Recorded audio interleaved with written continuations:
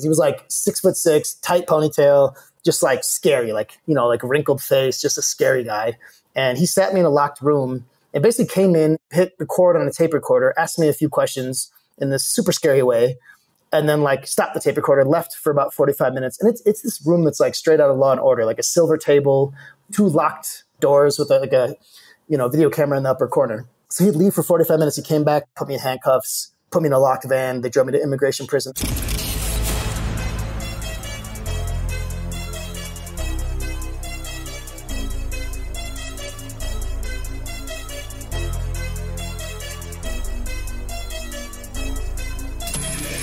This is the Maverick Show, where you'll meet today's most interesting real estate investors, entrepreneurs, and world travelers, and learn the strategies and tactics they use to succeed. And now, here's your host, Matt Bowles. Hey everybody, it's Matt Bowles. Welcome to the Maverick Show. My guest today is Travis King. He is a full-time digital nomad who specializes in community building within the remote work movement, cultivating global perspectives, and improving location-independent company culture, as well as large and small group facilitation and team building. After completing his master's degree in nonprofit management at Marquette University, Travis set out for a solo travel adventure that turned into 4 years of working and volunteering across 4 continents. His solo travels then turned into community travel when he landed a role as a program leader for the international work travel company Remote Year, where he led a diverse group of 70 adults around the world for a year, helping them bond as a community, become more culturally aware, and grow both professionally and personally. Travis was then promoted to the role of Director of Community Development for the entire company, where he managed a community of over 2,500 digital nomads, developed new products to bring the community together, and created events to foster bonding, growth, and learning both virtually and in person. Travis is also a travel blogger, a singer-songwriter, and after spending time in over 50 countries, he is now about to release his travel memoir entitled Not That Anyone Asked, a travel memoir about sex, drugs, love, and finding purpose. Travis, welcome to the show. Woo! What an intro, man. I was sitting back like, that guy sounds pretty interesting. That's pretty cool. That's awesome. Man, I am so excited to have you here. I knew that you were working on the memoir, and as soon as it was ready to drop, I wanted to get you on the show right away. So super stoked to have you here. We should just set the context at the beginning. We're not actually in the same place today, unfortunately. I am recording this from Washington, D.C. And where are you today? I'm in Mexico City, house sitting actually for my good friend and coworker, Jason Piercilla, who you know as well. But yeah, Mexico City, man, that's been home for the last year, more or less. And we're about to make a move to the beach to settle in Puerto Escondido. I love that. Well, you and I have known each other now for almost 4 years, and we have hung out on a number of different continents together. We know each other through the Remote Year Network, which is how we've initially met, and have hung out in all sorts of epic places. The last time we hung out, I want to say, was in Bali towards the end of 2019. Yep. It was like October, November, something like that. Yeah, because we did Halloween together in Bali, and we saw who did we see? There was like an amazing hip hop show in Bali. Yeah, well, you and I overlapped for like a month. And as soon as I got there, I staked out the hip hop nights and I put a message out to the group and said, there's a hip hop night here. There's a hip hop show here. Who wants to roll? And your hand was the first one to go up. And you and I have always bonded over our love for hip hop music. But we've also had a number of other adventures. I remember we had an absolutely ridiculously epic dinner in Valencia, Spain. And we've just been on so many continents together. I think Mexico City, where I am now, is where we first, got to know each other pretty well and kicked it a lot here. And then, yeah, Bali was such a fun month, man. I like when I think of you now, I picture us at like family dinner together in Bali. somewhere at the, at the villas, just hanging out or at a show somewhere. Super fun. What a month. Yeah, so amazing. Well, let's go back right now. I want to start off and just ask you a little bit about your upbringing. Where did you grow up? And as you were coming up, where did your interest in travel develop? And also, how did your social and political consciousness develop? Because I know that's also been a really important part of your life and who you are as well. For sure. So I was born in Minnesota, although I moved when I was like 2, so I don't really claim it. I don't have any memories, but we ended up in Milwaukee, Wisconsin. So that's where I really, call home and where I grew up. And, just like my parents are both educators, I had sort of that classic suburban, we had like a little, 1-story cottage house in the suburbs of the North Shore of Milwaukee, and, had a pretty good upbringing. One of the major things that obviously shaped my childhood, I mean, obviously, if you know me, is that my mom passed away back when I was 10 years old. So that definitely, I don't know, like I try to write about it a little bit in the memoir of thinking about how that affected me. It definitely made me realize there's no sort of like this leads to that life planning paradigm, and caused me to sort of want to just live every day, probably harder than I would have if I didn't have to go through that difficult situation as a kid. Because, I realized, life's a gift, and it's don't take it for granted and try to make the most of it. Try to live as hard and as fast and as free as you can. So that was definitely part of it. And, like I have great memories of growing up in Wisconsin. It was like just, the type of people that drink a cold glass of milk with dinner and soccer tournaments and playing punk rock drums in suburban basements. And that was like, my childhood. It was beautiful. And I have like a strong memory also of my dad having a complete National Geographic set in the basement. So I think part of definitely where like my travel wanderlust sort of just curiosity came from was laying on, our rickety old bench press in the basement and flipping through those National Geographics and just seeing, like photos that I couldn't really place. Like I was like, where is this and how does this exist in the world? Hasn't, I couldn't place it in Milwaukee, right? Like I was like, this is not anything I'm used to. I don't know what this is, but I've had a really strong desire to want to know. And I had really, like a strong curiosity from that young age. And then, that was growing up. I left after, I went to undergrad up in Green Bay because I played soccer at St. Omer College for those 4 years. Had a good experience there. And then I did a couple years of AmeriCorps, did a little more traveling through AmeriCorps. I did AmeriCorps NCCC, which is one of the branches of AmeriCorps. And it had me kind of cruising all over the East Coast. And I spent a lot of time in the Gulf in New Orleans after Hurricane Katrina had come through. So we did a lot of rebuilding projects down there. And I ended up moving full time to New Orleans. And then I eventually went back to grad school in Milwaukee at Marquette. Like you mentioned, I got my nonprofit master's degree from Marquette. And that basically quick version of my first 28 years on the planet, I remember just like always thinking like international travel was a high priority for me, but I just kept filling my life with things that didn't allow it to be possible, So at some point I kind of had to look at myself in the mirror and be like, am I just telling myself that it's something I want to do? Am I just kind of like tricking myself into thinking like, yeah, I'll get to it someday. But, if you keep your plate full with different obligations and you keep yourself really busy, it's, like, when are you going to actually get on that plane and leave the country for the first time or whatever it might be? So yeah, it was like as soon basically as I finished grad school, I was 28. I did 2 years of Marquette, got this master's degree, was like, proud of it, like this, stamp on my resume, like I worked hard for it. And it was a really great program. I was super grateful to be a part of the Trinity Fellows program at Marquette. But as soon as it was done, I was like, I got to quit, like trying to convince myself that I don't have time for this or that like there's something else that's more important. Like, when do I get to make a choice for my life, not for my resume, not for my career, but like for my life? And once I had that thought, I couldn't shake that thought. So I just started telling everybody I knew, like, I'm going to go travel abroad. I'm going to go to South America. I'm going to be a farmer. I'm going to learn Spanish, like whatever I was telling myself at the time. But I just told everybody, like I worked at a bar at the time. And I remember just telling everybody at the bar and everybody in grad school, everybody in Milwaukee that I knew. So, it's like one of the tricks I try to draw out in the book. For myself, at least, it works really well. If I tell people I'm going to do something, I kind of just feel like I have to do it. And I did it with travel. And then I also did it with writing about travel. I just started telling people I was going to write a book. And then at some point I had to, I was like, I've told too many people to not follow through with this and to make it a reality. So that was kind of the start of the memoir as well. It's just talking about it to the point where like, there's no turning back, because you're either all talk then, or you're actually going to follow through with what you've been saying to everybody. So.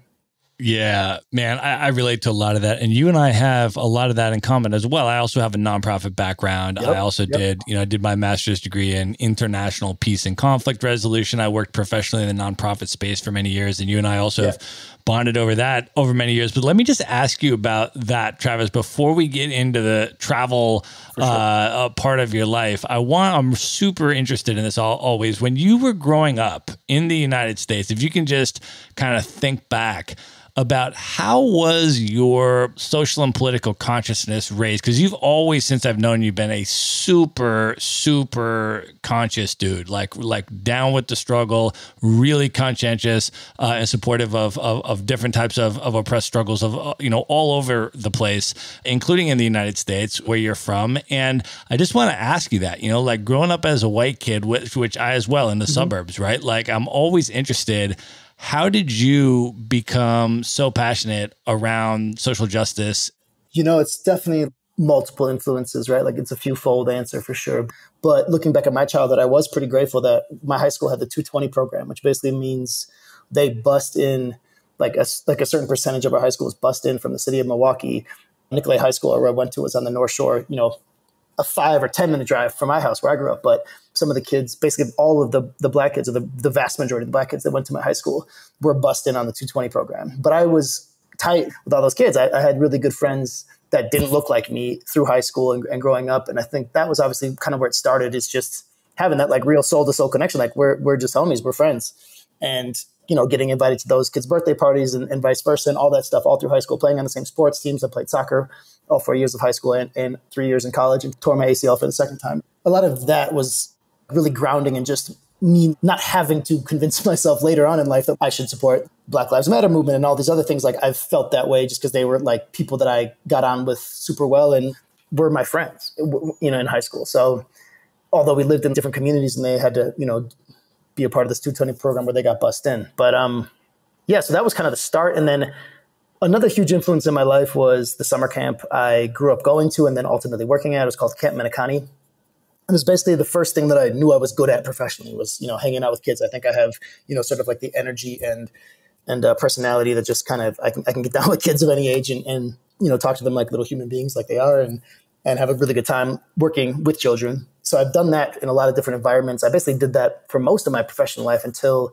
leaving to travel. And that was just because it was the first thing I knew I was really good at because of the summer camp, right? So when I got out of undergrad at age of 22, I wasn't quite sure what to do. I looked around at I remember Googling actually from my desktop computer back then, youth jobs in Madison, Wisconsin, because I moved to Madison, Wisconsin just to be around a lot of my good friends from high school. And I saw that led me to the AmeriCorps website. I didn't even know what AmeriCorps was at that point. And for anybody listening that doesn't know, it's basically national service, but without a gun, with a shovel, not a gun sort of thing is one of their expressions. And I got into a program called PASS, Partners for After School Success. I ended up working in a neighborhood center called Vericourt that was kind of like the only predominantly black neighborhood in Madison, Wisconsin. Madison, Wisconsin's not, super, super diverse like Milwaukee might be. But Madison obviously has its share of people of different colors and shades and whatnot. But this neighborhood center I worked at Vericourt was predominantly black kids. I loved that job. I loved going there every day and hanging out with those kids. And it just sort of there's a point where I almost took a full-time job there. And I see this other version of my life where I'm just still working there. I really loved that neighborhood center. And I really loved, hanging out with those kids every day and trying to just do what I could to be a good role model for them, be a good influence in their lives and help them to have a better future. So that was kind of the start. Those two things, I guess, would be the main ways I started into just not having to even question it going forward. It's always felt obvious to me, I guess. Yeah, that's awesome, man. Okay, so then you decided to make this move and travel as soon as you finished your master's degree. Yeah. Can you talk about what that trip was initially intended to be? When you designed it and you set off on it, what were you envisioning you were going to go and do? What was the initial concept? Well, I remember Googling worldwide workers on organic farms, the program called WOOF. So I told a lot of my friends, I'm going to go farming in Colombia and South America, and I'm going to learn Spanish. And, that was sort of this romanticized version I had of myself traveling. I think when it comes down to it, and for anybody that's gone traveling, you probably felt this, where once you start, it just sort of, it has a natural energy to it. And it's the dominoes, one domino tapping the next is kind of one of the expressions I used throughout the memoir, because it really felt that way. It felt like I just kind of left it in the universe's hands, and it started on its own energy and its own life, this trip that I was on. But I really, like I was mentioning earlier, I just started telling people I was going to go because I wanted to make myself go. I wanted to not be all talk anymore about my desires to see other countries and to broaden my, horizons and get a little more global perspective and understand the world better. I'd done a lot of traveling in the US, but at some point it just felt like I was kidding myself when I kept saying I wanted to travel and I hadn't. So I started like that, and I remember getting a free flight from Spirit Airlines. Thank you, Spirit Airlines. Not the best airline, but they hooked it up this one time when they delayed me on a flight to New York or something, and they hooked it up with 2 free round trips to anywhere I wanted to go. So I just checked the farthest place that they flew. It was Aruba. I flew into Aruba at the time. And, I was conceiving of the whole trip, sort of the farming, the learning Spanish, the, meeting interesting characters I couldn't yet picture. All of those aspects, I was conceiving of it as like extended grad school. I'd done 2 years of grad school and I just wanted to keep learning and keep kind of growing. And I knew that the world would force me to do that even more so than institutionalized education can. For me, like one thing that I've learned that I just feel very strongly about, I'm 36 years old. One thing I feel like that is just true for me is that learning is experiential. You can't really know what love is reading a book about love. You have to get your heart broken. And you can't know what Mexico is by reading a book about Mexico. You have to go to Mexico and live here and meet the people and taste the food and be a part of the culture. So that was kind of part of my impetus for like wanting to just go. Is like, I want to just keep learning and keep growing and push myself to be uncomfortable and like see what that uncomfort does to me, like see how it helps me evolve as a human. And I remember being really worried about my nonprofit career actually at that time too, of thinking like, well, what are people going to say if I haven't been working for 6 months or however long this trip's going to be? I was like, I think I'm going to improve myself. And if somebody doesn't want to hire somebody that went out on a trip to try to improve themselves, like that's probably not somebody I want to work for. So yeah, it was a lot of different things, but it was definitely just this like, I got to do it because I've been thinking to myself, I want to see more of the world for years now. So I got to just do it. And ultimately, I think it'll grow me in a way that I'll be really happy with looking back. Like I'll evolve in a positive direction. And what are some of your reflections now when you think back about the impact of that trip and you think about yourself starting off on that trip? When you look back at Travis King setting off on that trip and then Travis King after 4 years of international travel and experiences, what are some of the personal growth reflections and also even just building on that social and political consciousness, traveling around the world and stuff like that? I'd be really interested in your reflections on how you grew in that department as well. Yeah. I mean, it was like just one of the things I realized that's sort of like data about how big of a trip it was for me is that first trip was about 5 months, but in the memoir I wrote, it's the first quarter of the book. It's the whole first continent. I have the book broken up into 4 different continents.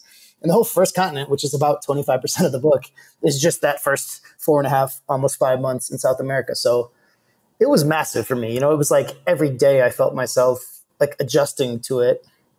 And every day I felt myself, striving, especially early on, like striving to make connections and to like figure out, to find my footing. I remember the first day I got to Aruba and there was an airport security guard after I got my bag and I remember buying like a bottle of whiskey at duty free just so I was like, this will help my nerves if I'm feeling like crazy anxious tonight because I'm like just like on this trip, don't know anybody in Aruba, don't know what I'm doing. And the security guard looked at me, he was like, you look lost, man. And I was like, yeah, I just was like, yes, I thought I was keeping that shit internal, but like maybe not. So man, I do have like very visceral memories of just feeling like so nervous. So I guess just to pause real quick on the story and just to say to anybody listening, like if you haven't traveled and you feel nervous about it, it's so normal to feel nervous about it. And like, that's something that I think that people who have traveled extensively, like myself or Matt now, aren't so quick to say because it doesn't sound that cool, I guess, to be like, oh, I was scared when I started, but I was. And so I think that was like, in writing the book, I was just trying to be so honest and like tap back into the way I felt about, those moments early on in the book and early on in my journey. And I was scared. I was so nervous. And that first part of Aruba, actually, what ended up happening is this like woman who probably felt my nervousness and felt my like indecision. I didn't know what to do. I hadn't booked a hotel. I didn't know how I was even getting from the airport to where I was staying. I didn't even know where I was staying. Right. And she looked at me and was like, we just started chatting on a bench. And eventually she I think just like realized I was like a good and like lost person. And she offered me a spare room in her apartment. And she was a teacher in Aruba from Germany, but she was there teaching kids in Aruba and was like, yeah, I have a spare bedroom. If you just want to stay, like I have to go teach in the days, but you can come and go as you please. And I can just give you a spare key. And so that was also like my first big moment of travel serendipity. Like had I booked a hotel or something or a hostel, I wouldn't have met Anne and I wouldn't have stayed at her place for a week and had that week in Aruba with her. So that was like a really cool learning early on of just like, maybe leave some white spaces in the script and then see what fills them, because it'll probably be really cool. Yeah, man. And then, so, all right, let's get into some of these stories. The first part of the book title is called Drugs. So I'm guessing that some of that had to do with your time in Colombia, but I want you to share a little bit about the drug-laden adventures. Oh man, there were aplenty in that first few months for sure. Like in that first big trip to South America, when I got to Colombia, I didn't fall into the farming scene. Like I fell into the hostel scene, and I just started meeting other travelers. I started, just getting really deep into like the party hostel scene. I was 28 at the time. I was having a great time. And I met a really good mate, Brian, who was, a good 8 years younger than me, from Ireland. And he's just, one of those guys that can sleep through anything, is like the best version of himself when he's blacked out drunk and doesn't even remember what happened. Like he's just one of those like really hilarious Irish guys, like travel brother for life for me. And so he was like the beginning of my first travel family. We eventually caught 6 other people, and we were a crew of 8 that spent most of that first 4 months together going through South America. But it was just him and I at the beginning. And we ended up in a small town called Salento. It's famous for having the world's tallest palm trees. So I remember we went there for that reason. And as soon as we checked into the hostel we were staying at, somebody told us that hostel did like twice weekly ayahuasca rituals. So we were like, that's weird. We did an ayahuasca ritual. That wasn't actually that like crazy or intense for me. It was super interesting. And I write about it in the memoir just because it was such a interesting story and memory. But I didn't personally have the experience with ayahuasca that you can hear is possible of, seeing what your life is meant to be and all that stuff. So I didn't really have that, but I did meet this one character who said if you keep going further south in Colombia and you get to San Agustin, there's a guy there, a little baseball cap on. His name is Humberto, and he's a little plump man. He'll be in the main town square. Most towns in Latin America have a town square, right? Like in Mexico, they're called zocolos. But in Colombia, he was in the small town, there's one town square. Go there, try to find this guy, and he'll do a special tour. He'll ask you for a horse tour, then you ask him special tour. The special tour was making your own cocaine from scratch. So when we met this guy in Salento and he told us about this, we were like, okay, we have to try to do that. So I'm still with Brian at this point. And Brian and I go down, we make one of my best travel friends too is this girl named Marla. We've connected all over the world since then, but we met her at the hostel. So she got in on this crazy adventure, and this other Canadian guy, honestly, don't even remember his name. He was just, this one day with me on this travel adventure, but me, Brian, Marlo, and this Canadian. So we go to the town square, we wait like an hour. And at some point we're like 10 more minutes and we'll give up. That's when somebody was like, horse tour. And we were like, yeah, do you do a special tour? And the guy was like, oh, yes. And he showed us a binder. He flipped through the binder. It's all these, gringos on horses. And the last few pages are people in his house, cooking this mysterious stuff over a 4-top burner, just in a normal kitchen in Colombia. We're like, okay, we got to figure out what this is about. So basically, long story short, we meet him at a bar. He drives us out of the city lights into the dark hills of the Colombian countryside from San Agustin, which isn't even a big city. So we're in the middle of just rolling hills and, forest at this point. We're this is not good. This could end up bad, but we finally do end up at his house. He's still playing, the role of guide / drug expert. We walk through his house. I remember his kid was eating cereal at the table. I have all these details in my mind so that I remember. And we go into the garage and he's got his assistant there. They have these 4 huge yellow basins full of coca leaves and all these mysterious liquids. And he told us he was one of Pablo Escobar's top scientists in the prime of Pablo's reign.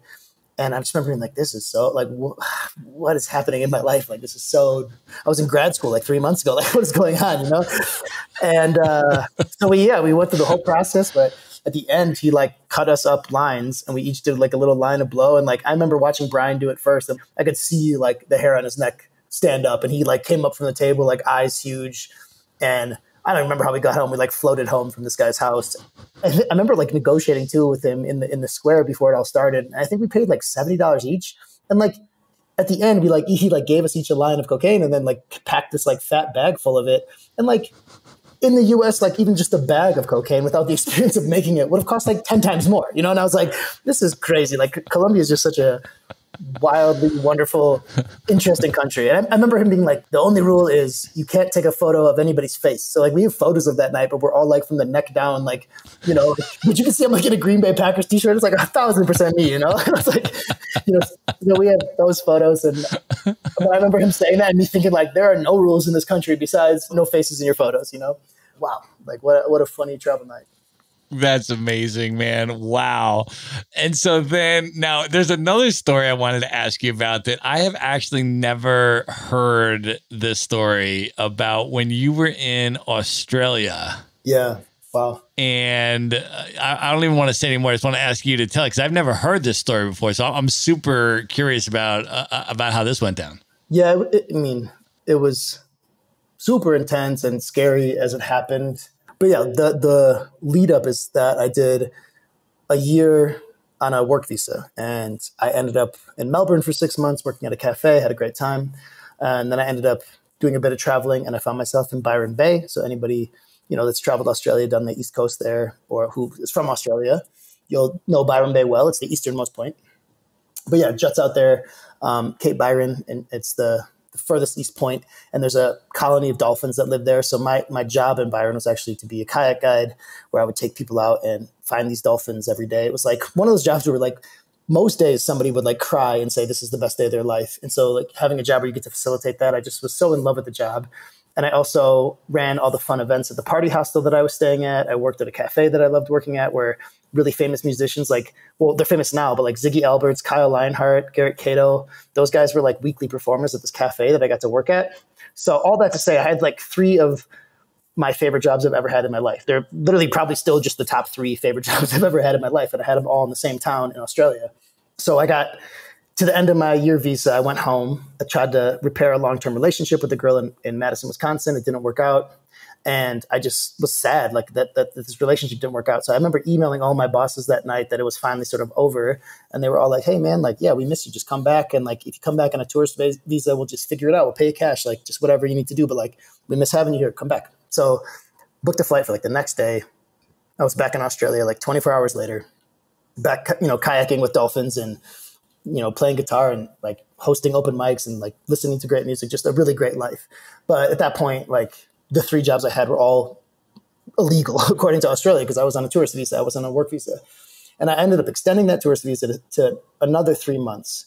And somewhere about 5 months into that 6 months of tourist visa, I went and visited one of my best friends, Patrick Kolb, in Asia. He was finishing like a year-long trip all over backpacking throughout Asia. So we met up in Kuala Lumpur. We did like the Thai islands, the Gulf side of Thai. So Koh Phangan and Koh Samui. We did Bangkok. We just like partied for a week. I got to catch up with one of my best boys. And on the way back into Australia, I had like gotten the advice from everybody I knew in Australia, like, yo, delete everything out of your phone, delete everything out of your Facebook. The Australian immigration is not fucking around. Like they are serious about this. So I deleted everything. And the plane landed, the plane touched down. I remember coming off like airplane mode and checking just to be like, just in case somebody texted me on the flight. And somebody was like, hey, do you want to take my paddle this week? Like one of the other kayak guides. And I was like, oof, good thing I cut this, deleted it. I go through immigration. And as soon as the lady scanned my passport, I'm just like listening to a podcast, trying to play it cool in immigration line, like this isn't stressful or whatever, even though I know I'm breaking the terms of my visa. And she scans my passport and she's like, you need to talk to her immediately. Hands my passport behind her. And it's this other, even scarier lady. And she goes, I need to confiscate your phone. It's a matter of national security. And I was like, and I like always remember that line, just was like, felt like out of a movie and like time stopped and like my ears rang. And I pulled my phone out of my pocket and I looked at the screen and she said it again. Like as I'm looking at the screen, she says, I need your phone. It's a matter of national security. You can't touch it. And on my lock screen, there was 2 new texts. One was from a friend and it just said, hey, what's the name of that kayak company you work for? It's like, oh no. And then the other one was my boss at the cafe, this guy Moses, who I love. And Moses was like, hey, Trev, paychecks came in early this week. You can come pick them up whenever you want. So like just 2 of the most incriminating texts you can picture on my phone. And so but then I like have to hand my phone to this lady and she takes it. And she's like, she shakes her head like, uh-oh, you're in trouble, bro. And like, basically then she passed me off to like an even scarier human. There's this guy, I call him Immigration Dundee in the book, because he was like 6'6", tight ponytail, just like scary, like, like wrinkled face, just a scary guy. And he sat me in a locked room and basically came in, hit record on a tape recorder, asked me a few questions in this super scary way. And then like stopped the tape recorder, left for about 45 minutes. And it's this room that's like straight out of Law and Order, like a silver table, two locked, doors with a video camera in the upper corner. So he'd leave for 45 minutes. He came back, would ask me another, 15 minutes of scary questions, leave again. At some point he brought in like a text history that he found on my phone with a girl that I'd seen like 5 months earlier when I first returned to Byron. And a lot of my texts with her were like trying to not hang out, and I was using work as an excuse, but it was like, I have to work, I have to be on the water, whatever. He was like, explain this. And I was like, I don't know, whatever. So I was trying to play it cool with him. Like, I'm just trying to keep it the charade that like I wasn't working, and I was trying to act like it was all good. And he left, he paused the recorder again, leaves the room, comes back, and he had found the comments about me being on the water. There's only 2 kayak companies in Australia. So he found their Facebook pages, and he found Go See Kayak where I worked, and was like flipping through a bunch of pictures of me in a staff rash guard with happy tourists, from like 2 weeks before. He was like, explain this. And I was like, all right, bro, you're pretty good at your job, you detective or whatever.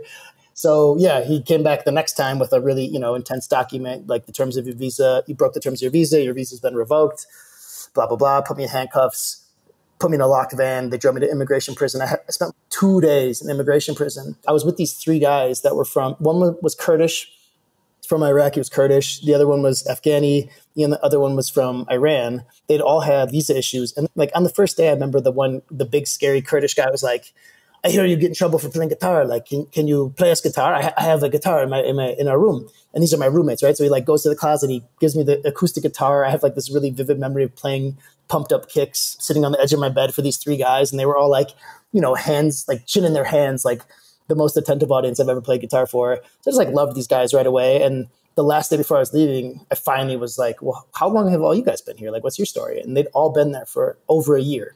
And they were just like, yeah, we wait for the problem with our visa to be fixed. And I was like, but like for 2 years, like how long is this going to take? And they're like, we don't know, but like at least the food here is good, So it totally like readjusted my perspective on how bad what just happened to me was. I was there for 2 days. And I think in that situation, Australia basically blames the airline. So they put me on the exact same AirAsia flight back to Kuala Lumpur that I'd flown in on, so I just had 2 days to wait in this prison. Then I went back to Asia. And when I showed up in Asia, I was just a backpacker, right? Like I was just like, my life kind of readjusted quickly once I got word from all my bosses that I didn't like fuck up their businesses, and they were all like not worried about it. They were like, we're just, hope you're okay. Like, don't worry. Once I'd gotten those messages from my bosses, I was like, okay, now I'm just like a dude in Asia, like backpacking around like everybody else here that's traveling. Wow. But those guys, like, and the guy, the big Kurdish guy, when I was leaving, he gave me like a little blue origami swan that he'd folded. He was like, hey, just like, you are free again, like this bird. Like I'm, about to go to the airport to leave. He's like, hey, just like take this and remember that you are free like this bird. And you have 3 friends now that are still birds trapped in a cage here in this prison. And we wish the best for you and like have the best trip. And like, tears just were falling out of my face. And I hope that guy knows how much of an impact he had on me. But he just changed like my perspective on any time I think something bad happened to me in life. It's so easy to feel like the world is against you or something. But that guy had like the time and energy to think of like making my trip back to the airport and my next trip even better, even though he was stuck there for who knows how long. He might still be there. I don't know. Like, but I always like those guys pass through my mind all the time. Basically, those 3 guys. Like I loved their energy and just like the way that they were. Like we had a little brotherhood in our little 4-person jail cell, and they were the best dudes. They gave me this little origami swan on my way out, and they're like, "Don't forget your brothers here that are trapped like a bird in a cage when you go get to be a free bird again." It was so cool. That's absolutely amazing. And how incredible that there was a guitar in there that you were able to play. When I think of you, one of the images that I have of you is you playing guitar and a whole bunch of people sitting around you at either a campfire or an open mic night or something like that. And you're always able to move whatever the crowd is, that's there with you. And that's just unbelievable that there was a guitar in that setting, man. That's incredible. But can you talk a little bit about that now in terms of what does being a singer, songwriter, guitar player mean to you in general? And I know you're always looking for open mic nights when you're traveling and you're doing a lot of that. Can you talk about why and what that means to you? Yeah, I've always had like a deep, deep love for music. And, I remember as a kid, my dad setting a 15-minute microwave alarm for me to sit in front of the piano and just like do something on the piano, like practice your lessons, whatever. And I was, the most hyperactive little guy ever. And those 15 minutes were exactly as long as 15 minutes can be, like just watching the microwave, practicing my piano. But my dad, like, for any parents out there listening, like, do that for your kid. I remember being like bitter towards my dad, like, man, I got to do this again. But it was every day, Monday through Friday, play 15 minutes of piano. But it gave me this really solid foundation for music. And then, I dabbled a little in guitar. I got a drum set when I turned 14.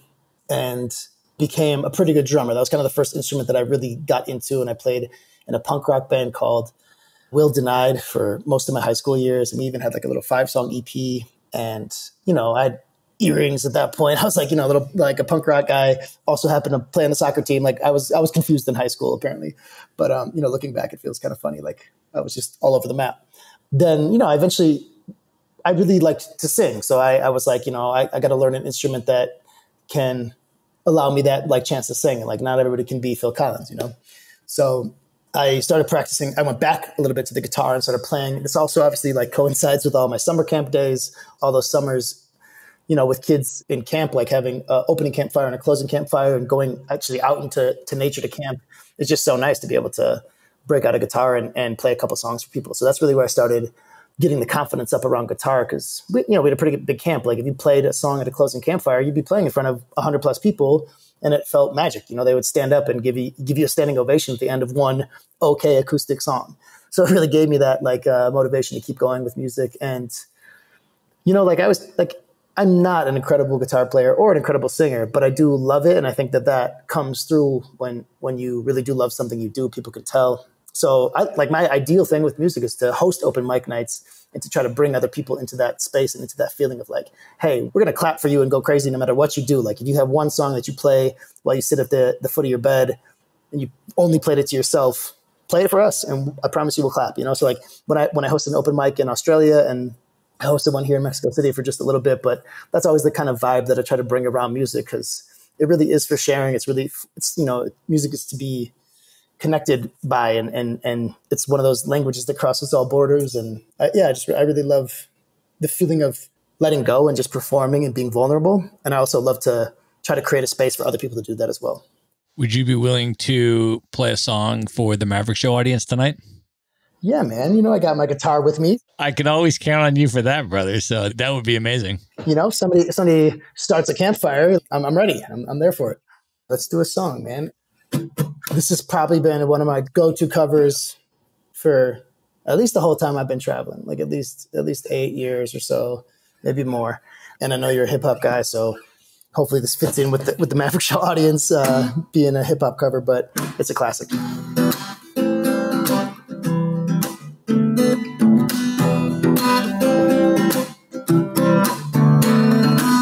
So to get down good low, baby got you moving all over town. Street bitch, we don't play around, cover much ground, game by the town. East side to the west side, pushing fat rides, it's no surprise. Well, baby, she's a perfect 10. I wanna get in, can I get down so I can? I like the way you work, no diggity, about to bag it up. I like the way you work, no diggity, about to bag it up. Said I like the way you work it, no diggity, I'm about to bag it up. She's got class and style, street knowledge by the mile. But shorty never acts wild, she keep it low key on the profile. But strictly business is a no. Let me tell you how it goes. With herbs the what spins the verb. Love as it comes, so freak what you heard. We're rolling with the fatness, you don't even know what the half is. And she's got to pay to play. Shorty getting down in the Brooklyn way. Well, baby, in time, you're blowing my mind. Maybe I can get you in my ride. I like the way you work it. No diggity, bag it up. Said I like the way you work it. No diggity, bag it up. Said I like the way you work it. No diggity, I'm about to bag it up. Should we do a little mashup? We'll skip the crowd participation part. Yo, hey, yo, hey, yo, hey, yo. That girl looks good. Hey, yo, hey, yo, hey, yo, hey, yo. Play on, player. Hey, yo, hey, yo, hey, yo, hey, yo. Hey, yo, hey, yo, hey, yo, hey, yo. As I walk through the valley of the shadow of death, I take a look at myself and realize there's nothing left, cause I've been blasting and laughing so long that my mama thinks that my mind is gone. Yo, I really hit a trip, but I got a low. You see me standing in the piece of smoke, fool. I'm that little G, little homies wanna be like saying prayers in the night under the street lights. They're standing no star lives, living in the gangster's paradise. They're standing no star lives, living in the gangster's paradise. They're standing no star lives, living in the gangster's paradise. Hey yo, hey yo, hey yo, that girl looks good. Hey yo, hey yo, hey yo, hey yo, we'll play home, play yo, hey yo, hey yo, hey yo, hey yo. It's my kind of girl. Hey yo, hey yo, hey yo, hey yo. Said I like the way you work it, no diggity, I'm to bag it and bag it up. Said I like the way you work it, no diggity, I'm about to bag it and bag it up. Said I like the way you work it, no diggity, I'm about to bag it and bag it up.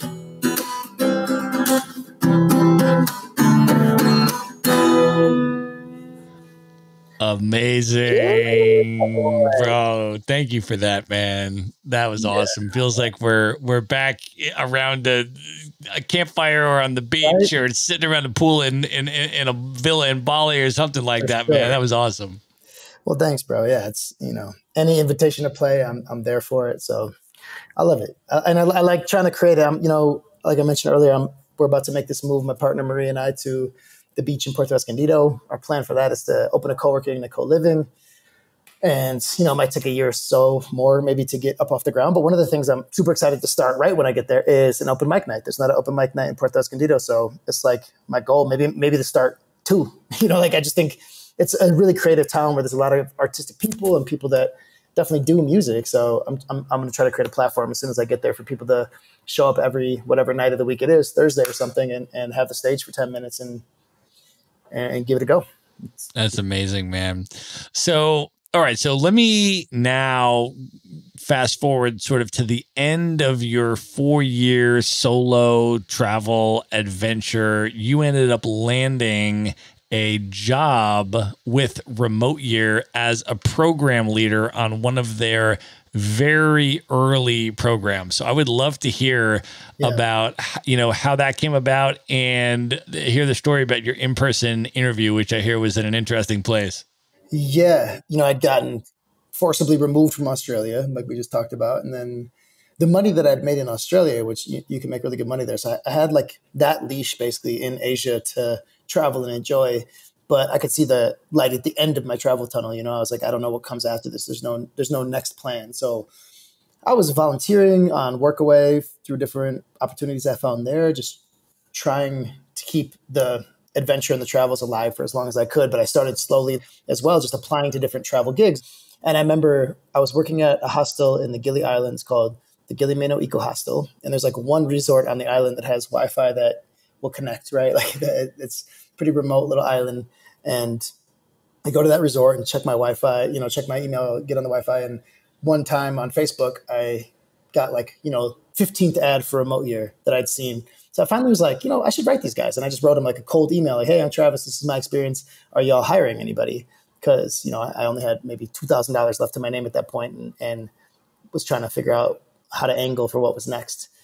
And that first email led to, a series of emails, a series of Skype interviews. I met both the founders, Sam and Greg, on Skype interviews. Later when I was in the Philippines, building homes through hands-on over there. I remember spending 10 hours building concrete walls after they had a hurricane. We were doing rebuilding work there. And then I would go to the one little cafe down the street from the volunteer organization and take these Skype interviews with Sam and Greg, try to put on my best, party shirt and make my hair not look stupid and impress them and make them think yeah, this is the guy we're looking for. I think in the end, they just couldn't decide. So they were like, well, let's fly him down. And I get for them in the early days, it was really big stakes. The job I ended up getting was for the 3rd program. So I was the 10th employee of the company. And if you hire somebody that's going to totally nosedive program, if the 3rd program didn't go well, it could, be the end of the whole dream and the whole idea, right? So I get that they were really trying to do their due diligence and vet out these, future potential employees. But they ended up flying me down.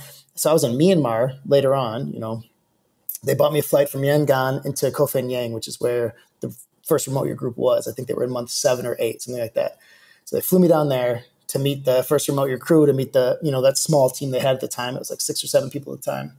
And, it was basically my in-person trial, my in-person interview. And I get there, I meet everybody. I have a good first day. I met Trish, I met Hannah, the first 2 program leaders for the first group. Got on well with them, straight away. They're still 2 of my best friends. So it was easy connection. Love those 2. trying to win over the founders. Didn't quite know how I was doing with that, but whatever. I was like, okay, I just like impress all the other people on the team, like make good friends with some of the people in the first remote year group, and hanging out with Trevor Gerhardt. He's like one of the guys from the first group. And I remember him being like, it's a full moon party tonight. I was like, what? Like, I just flew here for an interview. I wasn't like trying to come to a full moon party, but it was that night that I got there. That was the full moon party.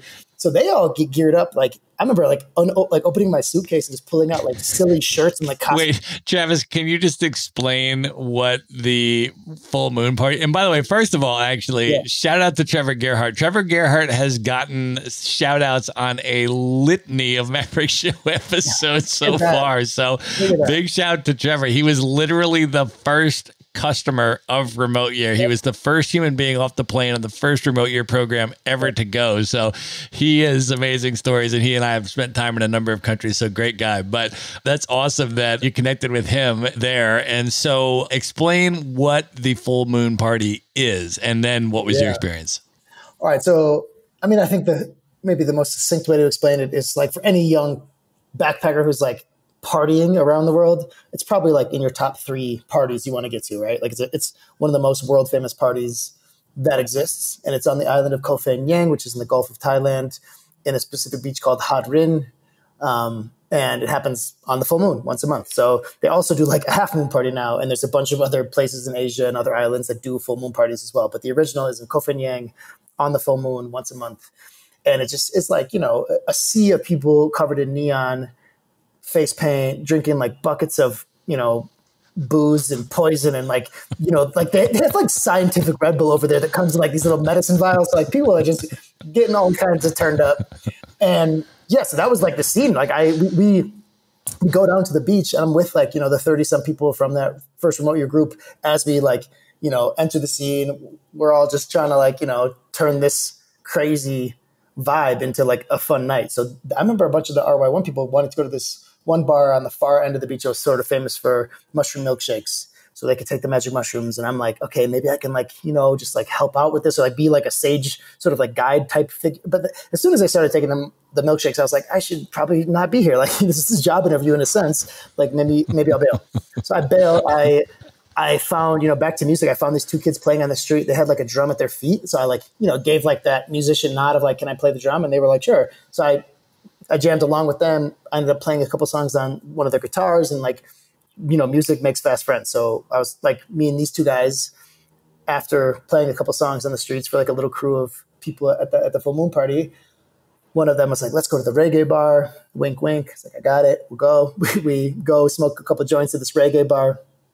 And, time is just like drifting away. Before I found these guys, I was like, I'll just have like one more beer and then go home at like midnight. So I'm like bright-eyed and bushy-tailed for tomorrow's, second day of this like really important interview, like the most important interview of my life, basically. But I meet these guys and I have these, fun hours of playing music and smoking a few joints with these guys at the reggae bar. And eventually I realized it's like 4 a.m. I'm like, okay, like go to bed. Like you got to still nail this interview tomorrow. And I had this brilliant thought of like, well, don't walk the main street home because you might run into people Like, why don't you walk this little sneaky path that goes along the water that ends up back at this, like sort of, they had the RY1 crew staying at like this kind of resort place. So I had my own room there that they, were nice enough to get me for the interview weekend. So like, I'll sneak back down this path and I end up there. And I find it, I'm sneaking back down the path. I'm like drunk, a little high. I'm like, yes, I'm going to make it home and sleep for like, 7-8 hours and wake up and nail tomorrow. And as I'm walking, Trevor and a bunch of people were like at the one little bar on this path. And they see me walking, I'm like sneaking by and they're like, hey, Travis. And like one of them holds up a guitar and they're like, don't you play guitar? And I was like, yeah, I do. I was like, and I can't also pretend like I don't hear you or like you don't see me. I'm like 10 feet away. So then the next time I thought about what time it was like 9 a.m. And it was like the sun had come up and everybody had gone except for this Russian guy named Boris, who he probably would have given me a job, but he wasn't even on remote year. He was just some guy. So at that point I was like, oh man, I've like maybe messed this up, and I, had a great full moon party. What a wonderful time. Right. But I snuck back to my room. I slept for like 2 hours. I woke up at 11, tried to like reemerge into the day and act normal, like act like my brain wasn't, an egg flipping over and over again.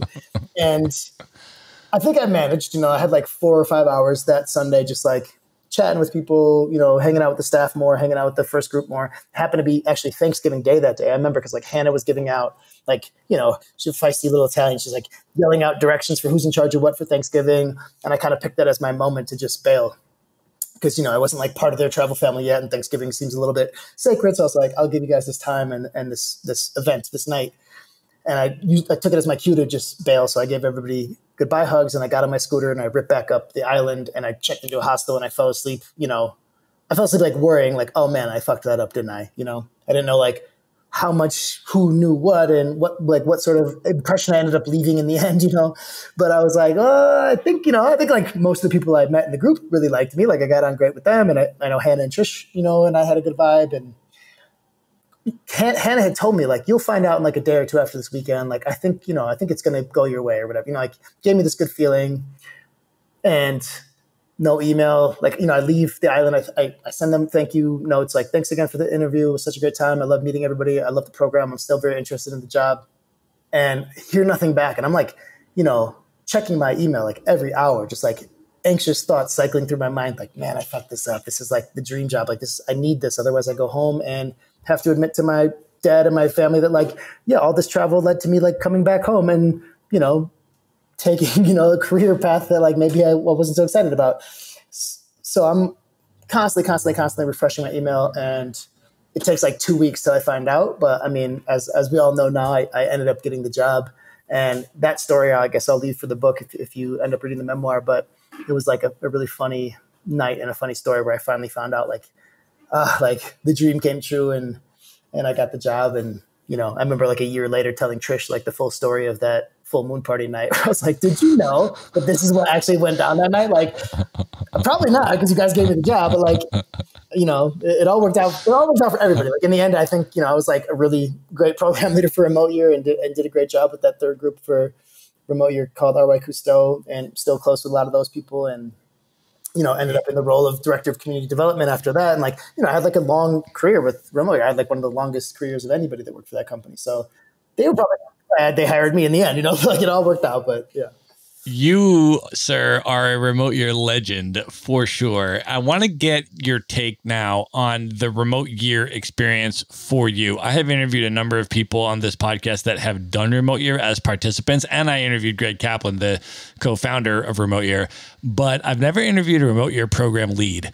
And one of the things I will say is that the program leads, can you talk a little bit, because they are some of the most extraordinary people that I've ever met, and they have extremely unique skills and qualifications. And I'm wondering if you can just talk about what the actual position was. What did you get hired for? What did you then have to go and do? And for people that don't know about remote year, and how was that experience for you as a program lead? It was wild. We're mostly ENFPs. I've realized that from knowing a little bit about Myers-Briggs, but ENFPs out there, all my people were set up, we're made for this kind of thing.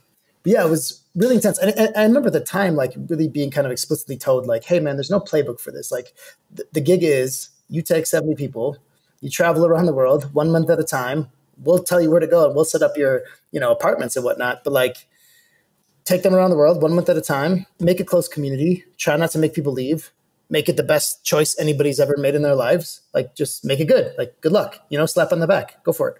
And like, that was kind of the early days. Okay. There's like absolutely no playbook for this. Like eventually, like people like Jason, who I mentioned earlier, and Trish and myself and, some of the early team members, we like kind of helped to make a playbook, like there was like things that we'd be like, as the program leader, do these things, like do these 4 things a month or whatever it was, like do positive impact, do a connect event. Right. But like early days, it was like, make it good. Like try not to make people quit and yeah, like have fun, and it was definitely like the most I've ever poured myself into a job.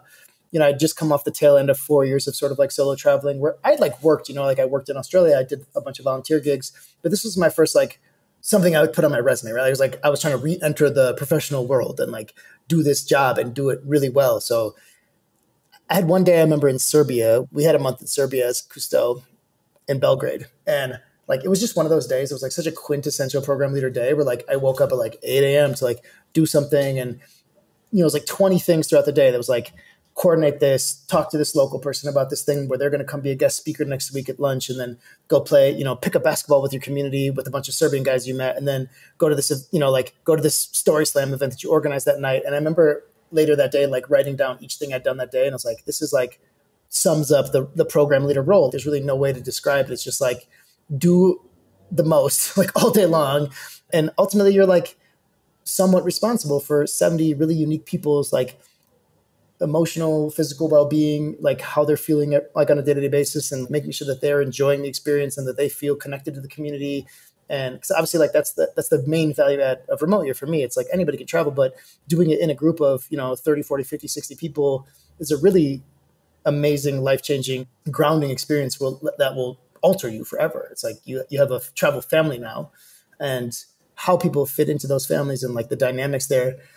Obviously, it's like a massive social experiment. It can get like super sticky, and like people can feel like not seen, not understood, misunderstood, everything, right? So it's a whole gamut. And I remember like your group met like Libertatum. Let's say when we first met, it's like I was going to see Libertatum because at that point I'd finished with Cousteau, and your guys' community was having like a bit of a down moment. And they were like, try to go and hang out with that group and make them happy again. Like it was like this weird like time in remote where they were like, that's your new job. Like go make groups that are sad happy. And I was like, I guess I can try. Like, let's go to Mexico City and see what it is, like try to meet these people and like turn the energy around.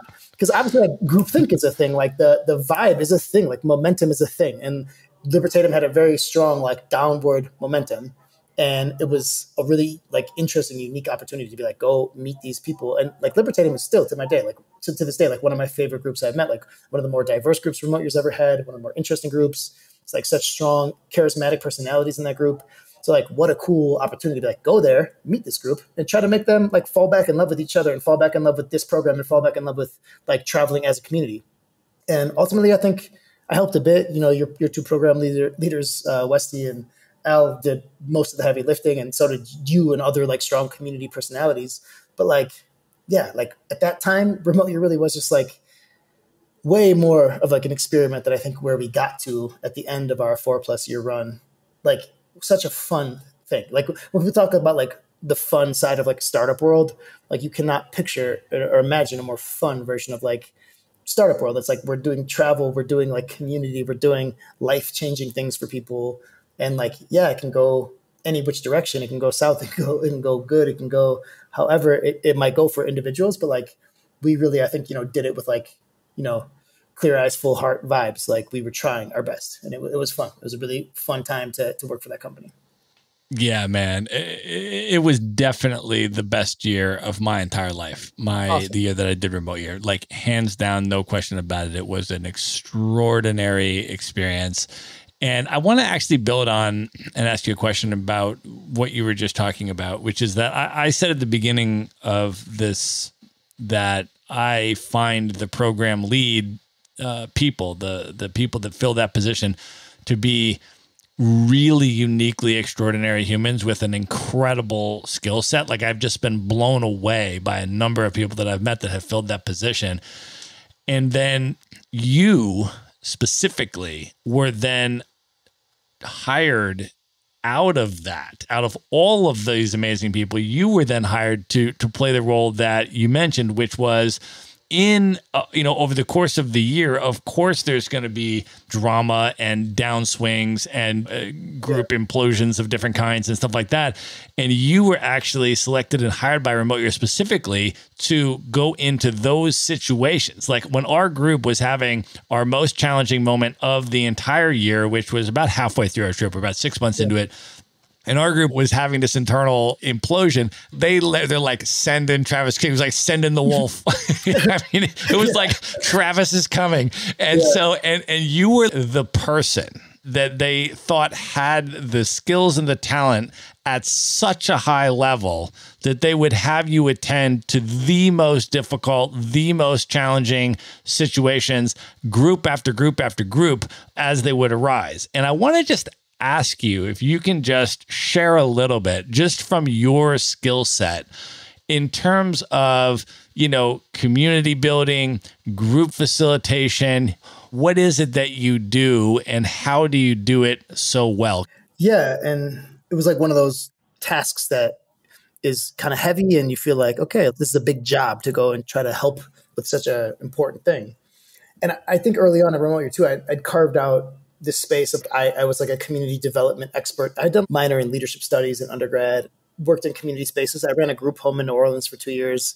That's what I was doing there. This sort of little family that I created with high school kids that really needed some, positive support and whatnot. So I'd experience, and I kind of just elbowed my space out in the early remote year days. This is the thing I'm good at. Let me try. And it was all trial by fire in terms of like the remote year communities of just like what works. And a couple of things I would just say is lead by example is the number one thing I always say to anybody who's entering into a leadership role. If you run a bar, clean your toilets. All your employees will clean the shit out of those toilets if you clean them once a week as well. And just do the things that you're asking everybody else under you to do. Do those things. Do them better than the people that you're hoping to employ to do those same things. Like do them the best and do them with a smile on your face, even if it's cleaning a toilet, right? So lead by example is like the number one thing, because people take after who they're meant to, who they're told to look toward. All right, this guy is running your community. And so I just kind of knew early on, if I just embody everything I want my community to be to the best of my ability, hopefully they'll follow suit. And I think that was one of my definite things that I did well with Cousteau, is I just tried to show up and be the best community member I could be every day.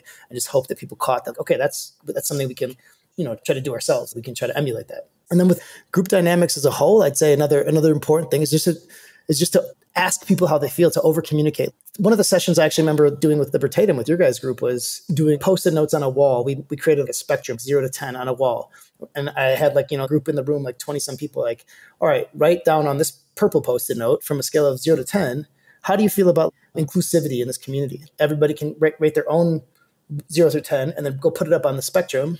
And then how does everybody feel about the level of respect in this community, 0 through 10?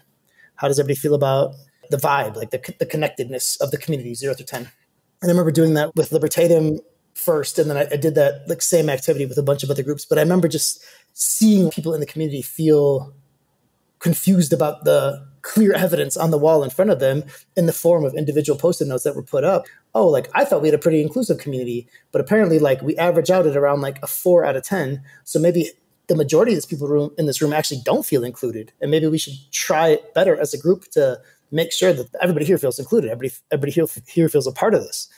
And those sort of moments of just really trying to opening people's eyes to the way that everybody else in the group feels, I always felt like powerful moments of change in those situations. The way you see things, it's really easy for anybody to just put that on everybody else. Like the way that I feel about this, the way that I see this, I imagine everybody else feels similar, to me, right? Like that's a really normal thought to have. But then when you create moments and activities like that to be like, let's actually see how everybody feels. You just have to be enlightened. Oh, everybody actually doesn't feel the same way I do. They feel differently.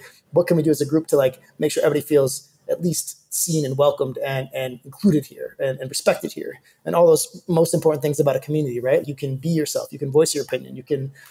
We want you to share your gifts. We want you to share your talents. When you can get a community to feel that way and everybody feels like, hey, we love you, warts and all. Like we love each other. We are here for each other. We got each other's backs. Then you see some really, really magical, amazing stuff happen. And seeing those transitions, seeing those shifts in community dynamics, that's what made me really fall in love with the idea of group travel and fall even further in love with the idea of just community in general. I think it's a tribal ancient need that we've sort of forgotten. We're in this world now where everybody has their own lawnmower. We don't need our own lawnmowers. What are we doing? So I think getting back to that sort of ancient root of we grew up in community. We grew up in tribes as a species. We've kind of lost that. We all put fences up and gave ourselves all our own little apartments. That's, nice in some ways. It's a comfort in some ways. If you've lost the connection to the people around you, then you can feel a bit lost. And that's something that I think a lot of people like in our generation have kind of lost track of how important that is to everybody's happiness. It's essential to feel connected. It's essential. Yeah, man, totally. And you do an amazing job. I mean, like anytime I hear Travis King is running some kind of opportunity that I'm going to go and be a part of it. I mean, when we were in Bali together just last year, can you talk a little bit about the family dinners and what those were. And, you know, when we would go, you would facilitate the conversation at dinner and share a little bit about that. I mean, it was totally amazing because we also had a bunch of people there that hadn't done remote year, and they were just, you know, kind of tangentially connected through whatever they found their way, and you invited them. And that was just a completely transformative experience for people in terms of just bonding and connecting. Can you share a little bit about that? Yeah, I think family dinner, well, to backtrack a little bit, Bali was one of our nation houses, which was what we just called events when we were trying to do, you know, get people together from the remote year community in cities and in countries that we didn't have kind of like a remote year hub. So we would rent out a place for a month or whatever and fill it. People could decide how long they wanted to stay. And one of the main key parts of those experiences, for me at least, was we would run family dinner every Monday or Tuesday night, right? So we usually get really good turnout. People show up, somebody cooks, or we order out. And once you got the food there and everybody there, it's just a magical setting for people to really connect. One of the things that I'm like sure about with adults and facilitation is that, like, if you ask a room full of adults, like, hey, do you guys want to do this team builder? Everybody's going to be like, shut the fuck up. And the guy's going to roll their eyes and be like, no, we don't. We don't want to do your dumb icebreaker, Mr. Camp Counselor. But if you just like introduce something and kind of make it like low key and more chill and like a little bit like, oh, less campy. Like I actually hate when there's facilitators who are like, now, like, say the first letter of your name and like do a dance move. I'm like, no, I'm not doing this, bro. I'm 36, right? I think there are ways to do team building and ice breaking that are really organic and feel nice, right? So the one main one that I would do at these family dinners that I think you're like remembering and referencing is the toast game, which is basically just like an organic sort of feeling conversation starter where you pick a topic. So it'd be like, all right, the toast game topic is favorite place you've ever been in the world, ready, go. And then like everybody makes a quick like 1 minute toast to like their favorite place in the world. And you go around a circle, and that game can go on forever. Like the next round you can do, all right, who's a person that you're thinking about right now that you know would like love to be here, that you love, that you know we don't really know. And then all of a sudden you're like, okay, I know about like this person. Or like I remember there was a toast game where you went into your whole background as a DJ and your career doing proms and bar mitzvahs or whatever, like as a DJ. I was like, that's such cool stuff to know. It's not something that you're just going to tink your glass and interrupt people and be like, hey, I used to be a DJ. You know, nobody's going to do that. You need to give invitations to people to tell their best stories. And the toast game is just one of those really simple ways to be like, hey, everybody share something about your favorite family member. And all of a sudden you let 15 minutes pass and you let 8 people in a circle share about their favorite family member. That group of people has no choice but to feel closer. You know, like you're just tightened, you're sucked in. Like you're like, okay, like these are my people. I love these fucking people. So I do really love to create spaces for those kind of conversations. I think, you know, like you think about how many hours we've all spent in like a noisy bar or just like shouting things at each other that we'll never remember, like no chance. But if you create that environment, like, hey guys, let's do this thing. Let's play the toast game. All right, let's pick a topic. What's the book that's changed your life the most, right? And then you listen to 80 of your friends share like the book that changed their life the most. You can't help but to feel a little bit more connected to those people, and you probably learn something. There's probably things that were said that you'll remember for weeks, months, years, right? But we don't really invite those moments enough, I think. So that's why I love those family dinners. Just like create a time and like a sacred little moment to just be like, let me know about you. Let's go a little deeper. You're invited to share. That's awesome, man. The other thing that you are widely associated with that people know you for is fitness and exercise regimens and organizing things, not just for yourself. I mean, you're a super fit dude, but like also for other people. Can you talk a little bit about, I mean, in general, what fitness means to you, but also in the context of itinerant travel, how you stay fit, and then what you organize for other people? Yeah. So I come from a family, like my genetics are not great in terms of fitness. Like I have an uncle who's had 2 gastric bypass surgeries, and I could easily, like, if it's basically like if I let go for a month, like the month that I was on a fishing boat in Alaska, I put on like 25 pounds, like just without even thinking about my health, I'll put on 20 pounds. So I am the kind of person, like just my DNA, my genetics make it so that like I have to work out every day if I want to keep myself feeling good about myself and keep myself in shape in any sort of reasonable way, right? So I do something every day. That's sort of my goal. Like today I ran, you know, for 45 minutes, not too crazy. The main thing that I do though, that I invite people to is like a park workout, more or less. I call it Kravis Ting. You can probably figure out how I named it that with my name being Travis King. Just flip those little letters around, Kravis Ting. But yeah, the CrossFit workout got kind of famous in the remote year world. It's basically just a series of pull-ups and push-ups where you do like this type of pull-up and this type of push-up and this type of pull-up and this type of push-up for like 45 minutes until you feel like you might want to puke. And it's the main thing I've done to stay in shape for at least 8 or 9 years. It's sort of based off of P90X for anybody that's done P90X. It's like the first day of P90X is a lot of pull-ups and push-ups. So I just took that model and I made it so like you don't need any weights, you don't need any bands, you don't need anything. You just need like a bar above your head and the ground that you can do push-ups on. I very much so feel that thing with fitness where like if I stop doing it, or if I even take 3 or 4 days off, I feel myself being like a crankier, worse version of myself. So I'm pretty happy that I have those like built-in like motivators where like it's like I want to be the best version of myself. So I'm clearly going to have to work out today if I want to be productive, if I want to be happy, if I want to be a good partner to Maria, if I want to be like my best version of myself, then got to go work out. And I like to try to help other people feel that, you know, like I've had tons of friends or people in remote who are like, oh, I wish I was like you where I like working out. And I'm always like, hey, listen, like I don't like doing 100 pull-ups. It's not like it's fun. Like it feels good to do later. Like I'm really glad I did it and I feel accomplished, but it's not like doing 100 pull-ups is fun. It's fucking hard. It's really hard. But the feeling of knowing that you're taking care of yourself, you know, we have one life vessel. So I'm very clear in my own mind now, take care of yourself. And I used to like, you know, in certain other jobs I've had, I would prioritize the job or prioritize whatever else was going on in my life, school, like when I was in grad school. There's been time in my life where I didn't prioritize it. But to me now, it's like, if I'm going to do one thing tomorrow, it's going to be somewhere between a 45-minute and a 1 hour long yoga session, because that's my workout plan for tomorrow. And that's going to be like the number one thing I have to get done. And then everything else follows, like the book I'm trying to write, the remote work consultancy that Jason and I run, everything else, the projects for El Puertecito and Puerto Escondido, everything else falls behind taking care of my body. It's like, this is the one life vessel that I have until I die. So I've just chosen to make it first priority. Like it's number one. So I don't know. That I guess would be my advice to people is like shift your mentality of like, make it more important than work.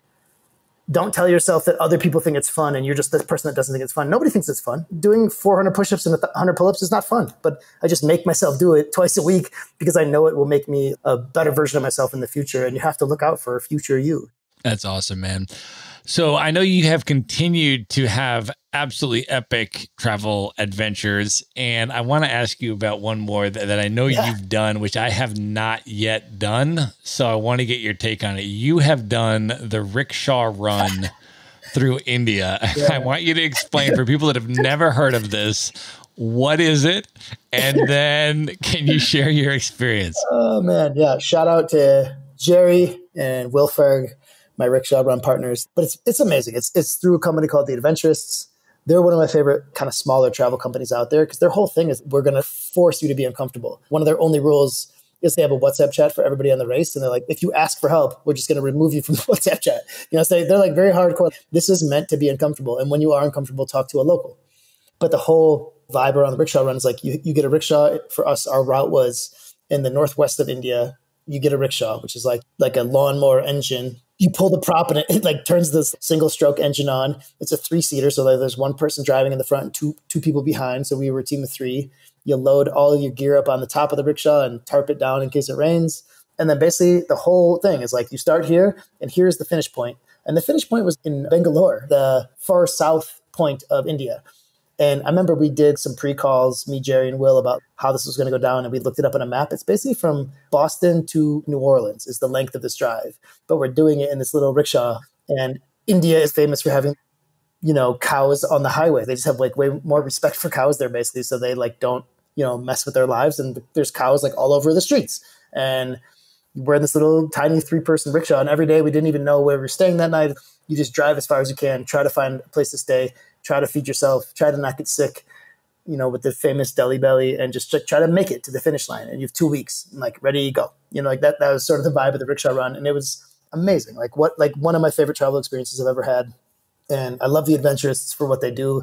They have a few other races that are kind of similar. Like there's one in traditional African fishing boats where you go down like the coast of East Africa, and you know, the rickshaw runs. The Mongol race through Mongolia, which is like in little cars, is like another one of their races that's like also really well known. but they do a really cool job of just putting people in their growth zone. Like you're going to be uncomfortable. So have a fun 2 weeks being uncomfortable. But by the end of this 2 weeks, you'll probably be a version of yourself that's improved, and you're going to be proud of that you got through this crazy experience, you know? So some of my favorite travel memories were on that 2 week trip of just, you know, you don't know what to expect from every day, what to expect from every, you know, random road you take in the countryside of India. Like, what a fun time. What a good 2 weeks. That's amazing, man. So let's talk a little bit more about this book. It's called Not That Anyone Asked, a travel memoir about sex, drugs, love, and finding purpose. Can you share a little bit, first of all, about what the title means and how you chose it, and then also what people can expect from the book and why you chose to write it now? Yeah. So, I mean, I started writing it about 3 years ago. I'd always thought, you know, I always had like the friends who were like, when are you going to write a book about your travels? You know, and I was like, what? Should I?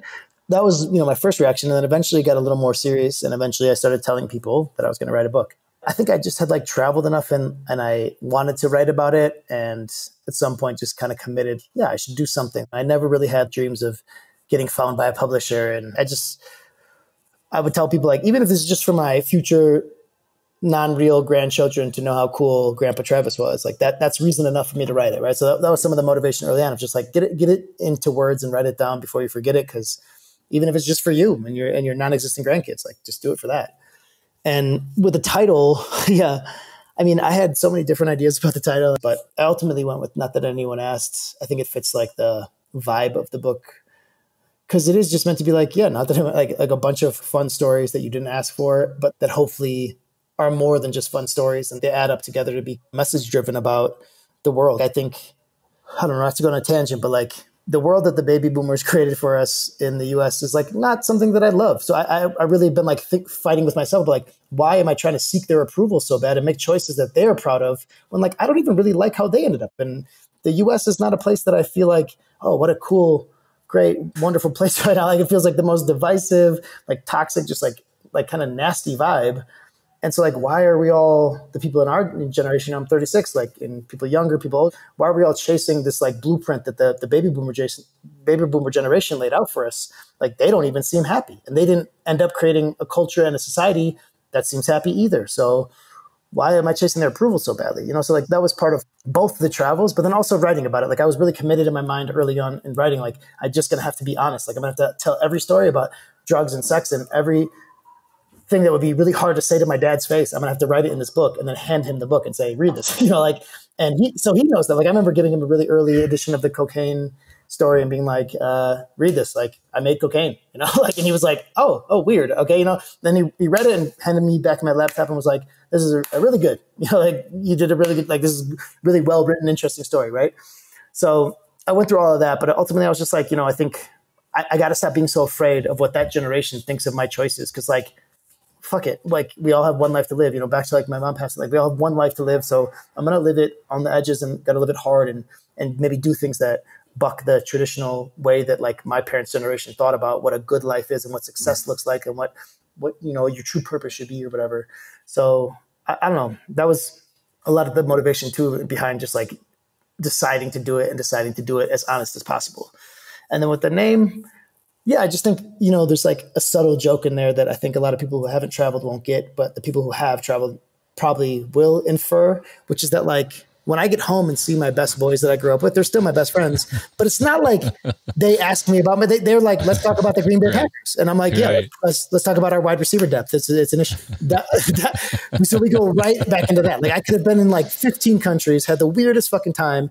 And as soon as I'm back in Wisconsin, we're just taking shots of whiskey and talking about, you know, the Green Bay Packers and what, you know, we obviously get into it a little bit, like where you've been, what's going on, but like, it is hard. It's in the exact same way that it's hard for me to relate being a father of a 1-year-old. Like a lot of my friends, you know, are going through that. It's like their major life thing right now. It's hard for me to ask the right questions and to really get deep into like, what does that feel like? What's that mean for you? Like, how has it changed you? What's the whole scoop? Like, tell me, I love you. Fill me in, you know? It's hard for me to get into that conversation in the exact same way that I think it's hard for them to be like, yo, what was Bolivia like? What was Myanmar like? What was India like? I can give a story or two and you know, give some anecdote about how I made my own cocaine, and people are like, that's fucking crazy. Doesn't really get to the, it doesn't get to the bottom of it doesn't get to the bottom of it, right? So I wanted to write a book that kind of like tried to really get to the bottom of that. Like this is what it felt like for me to have nobody want me to travel, but to just fucking want to do it, and to like not make every choice for my resume, but make a choice for my life and just fucking do it. And then like that first choice led me to 4 years of just like adventure and growth and learning. You could not replace it. You could not put that was 4 years. Like most colleges are 4 years. You could not put a price tag on this 4 years that I was lucky enough to go, make for myself, and I'm so glad I took the chance. That's amazing. And I know that you are also committing to donating a portion of the proceeds to 4 organizations. And I want you to be able to speak about those organizations and what they mean to you and why you chose to do that. Yeah, honestly, it felt kind of obvious, like to do something like that, I guess, just because I'm a bit away in Mexico City now, and looking back at, my home country, I still have so much love for the US, and I want things to go well for people there, and I want there to be the meaningful changes we need. So it just, kind of an obvious choice. Try to have the book be contributing to the causes that I believe in. And the first 2 that I chose were as obvious as it gets for me, because they're 2 organizations I used to work for. One was Boys Hope New Orleans, where I just mentioned, like living in that house with a bunch of teenage boys. That organization was really great to work for, and I think they do amazing things for young kids. They have a 99% college acceptance rate, and it's a bunch of kids that probably wouldn't have had that chance to go to college, right? But when they come into Boys Hope, they get to go to college and have an amazing future. So I love that organization and want to support them. The other is Our Next Generation, which is based out of Milwaukee. My 2 years of grad school, when I was back at Marquette, I worked at that neighborhood center every day, and it's in one of the quote unquote tough parts of Milwaukee on the west side, where it is you see poverty on the streets, you see prostitution, it's a tough neighborhood, but that neighborhood center, specifically Our Next Generation, is just this beacon of hope and what that neighborhood can achieve. And I really just love that neighborhood center. I love that neighborhood. I love the kids that I worked with there. And I just think that neighborhood center is doing a really specifically good thing for the west side of Milwaukee. And so I want to support them for the rest of my life. My dad donates to them because I've convinced him that if you're going to write a check to a charity, write it to this charity, right? So I love that organization. And my 2 years there, I was so grateful that was the organization I got to work at throughout grad school. So I'll support them forever. And I hope, I want my book to support them, I guess, in that way as well. And then the 2 other bigger sort of nationwide nonprofits that I wanted to support were Be a Hero. The guy that started Be a Hero wrote his own memoir. He had a disease that he knew was going to end his life, and he did a lot of things in the last few years of his life to make huge changes on a nationwide scale. He took on senators that were going to vote against, universal health care. And that's how he actually got famous. There's that famous airplane video where he was he met a seat buddy, somebody he'd never known in his life, and they got on really well about politics and, what he was doing.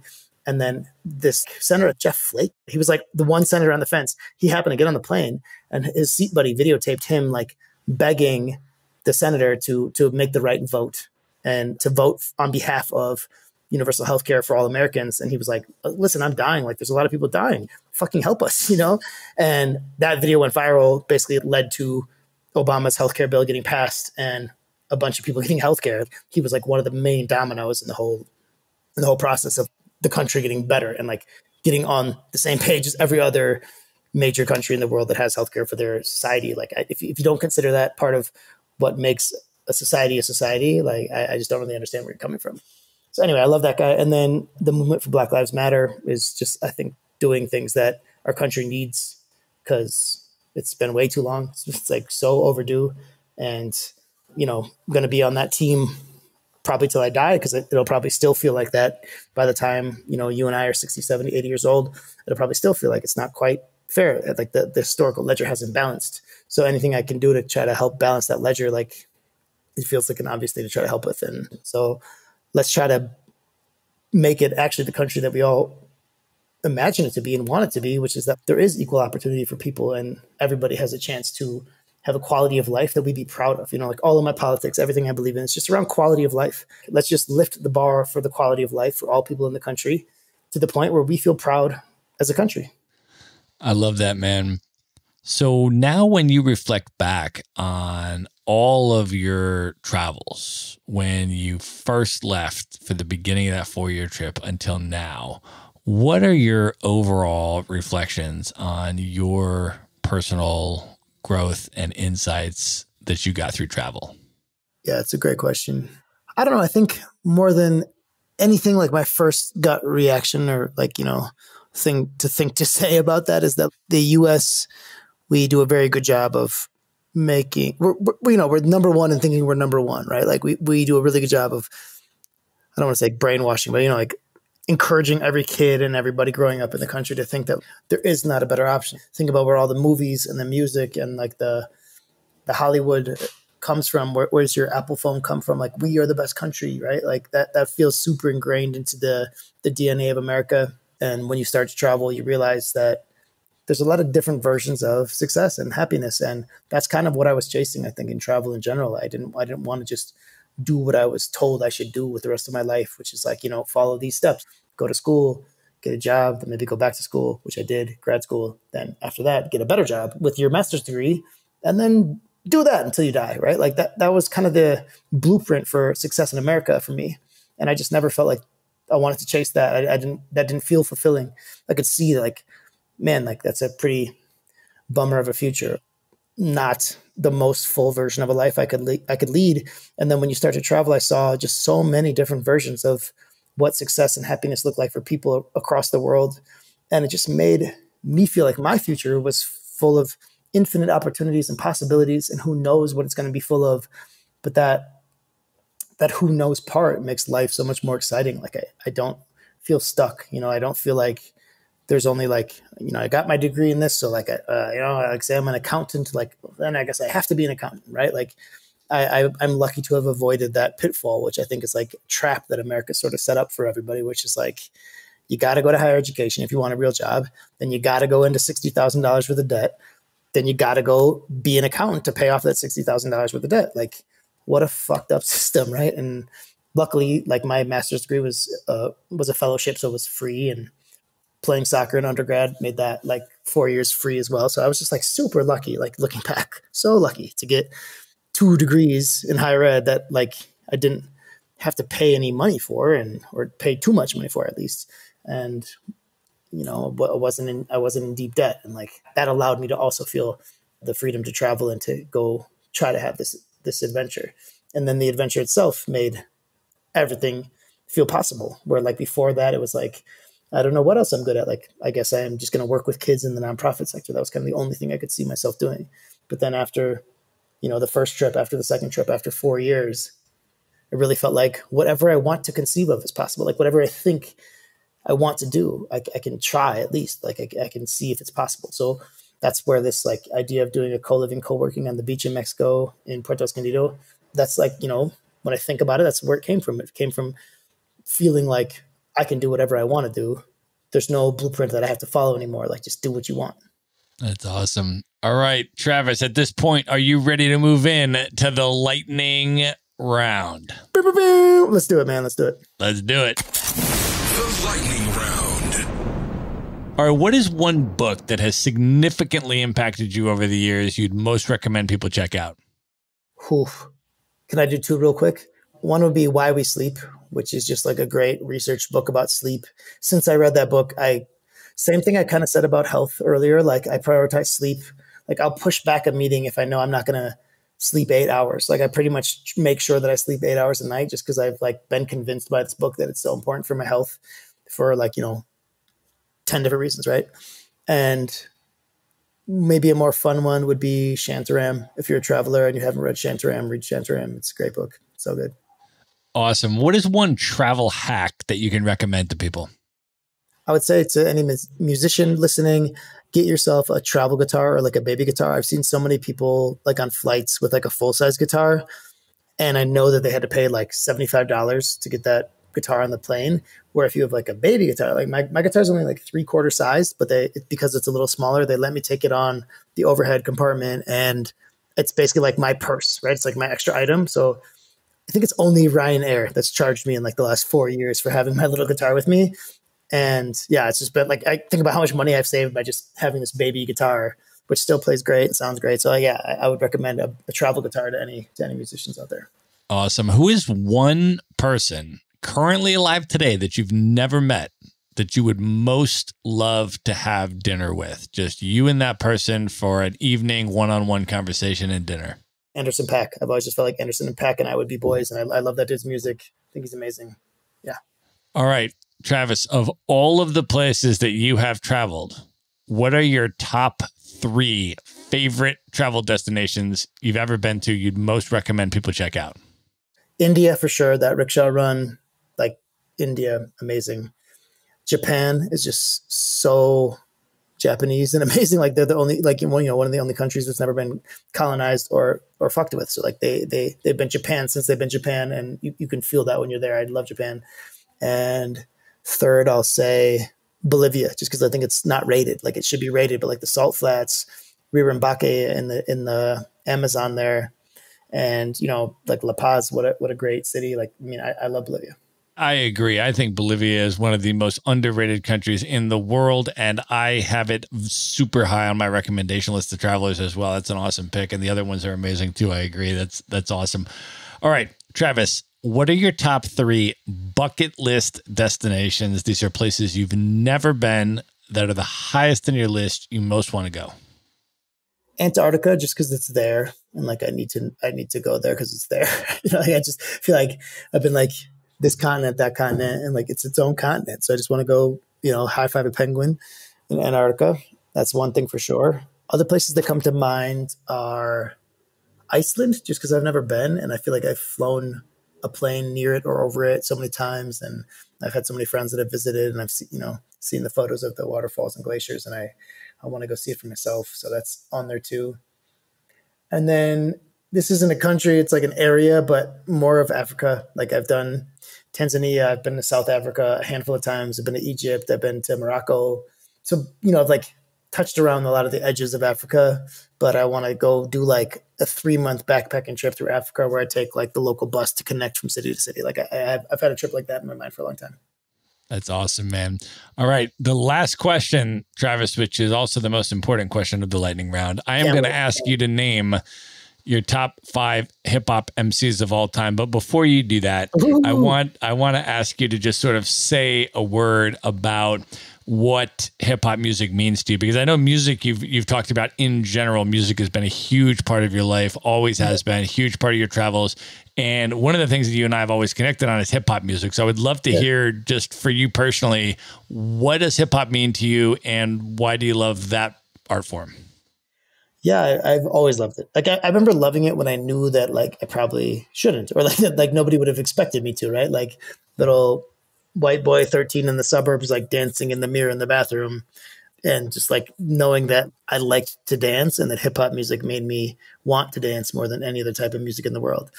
And then like I got really into hip hop in general when like the conscious hip hop movement started. So some of those top MCs I'd name would be Talib Kweli and Mos Def, definitely on my top 5 list. Those guys, were kind of like my introduction to hip hop, and made me fall in love with the art form.